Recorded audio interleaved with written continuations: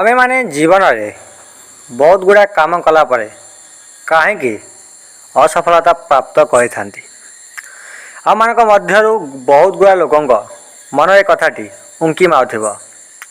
यही कथाटी गौतम बुद्ध बहुत सुंदर भाव में बुझेछंती। देखंतु जानिपारे गोटे थर गौतम बुद्ध तांका शिष्य गोटे रास्ता को बा किसी रास्ता बुलिया को एवं रास्ता गला समय बहुत जोर खरा हला एवं सब शिष्य को बा गुरु को भी बहुत जोर से शोष लागला। गौतम बुद्ध गोटे गछमूल रहिले एवं निज शिष्य गोटे डाकिले एवं ताऊ कहले कि एठिकी आस एवं तमे किसी रास्ता जाओ एवं आगे को पोखरी मिलले पोखरु पानी आण। शिष्यटी देखला गुरुदेव आदेश देइचंती आमे जाई को पोखरु पानी आनिबा उचित। शिष्यटी आगु गला बेले किसी समय गला एवं अन्य किसी रास्ता चलला पर गोटे आघरे गोटे पोखरटी मिलला।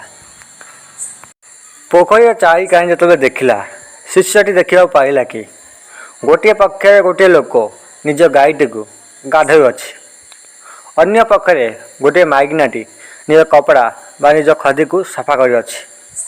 शिष्यटी की देखा पाइला कि से पोखरी पानी संपूर्ण भाव में मैला हो जाए। शिष्यटी भाविला ये पानी नेले गुरु राग करेंगे एवं ये पानी पीवा द्वारा मु निजे भी बेमार पड़बी मो साथी माने भी बेमार पड़े।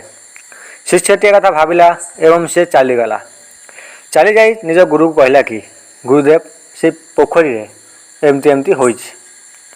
गुरुदेव कहले कि टिके समय रही जाओ पुणी थे पानी आने को जीव।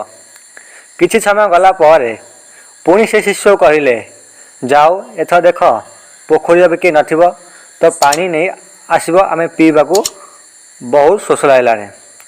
शिष्यटी गला किसी समय गला पर देखला कि एथर पोखरी रे किए नहांती एवं जी सब मैला तले बसी जाइए। शिष्यटी निज पानी मटकार भरला एवं संपूर्ण भाव शिष्यटी पानी धरी आई गुरु को देला। गुरुदेव कहले कि देख आम जीवन रे किसी काम कला समय आम मन भी एमती मैला रे भई जाई थाए। किसी समय रहिला पर आम मन ऑटोमेटिकली शांत हो जाए थाए। सेतिपई राग समय कौन सी काम करंतु नहीं। राग समय कले आम जीवन में बहुत थर असफलता प्राप्त कर। शिष्यटी जितेबाला कथाटी शुणला से संपूर्ण भाव बुझीगला कि आम जीवन भी यही शैली रही थाए।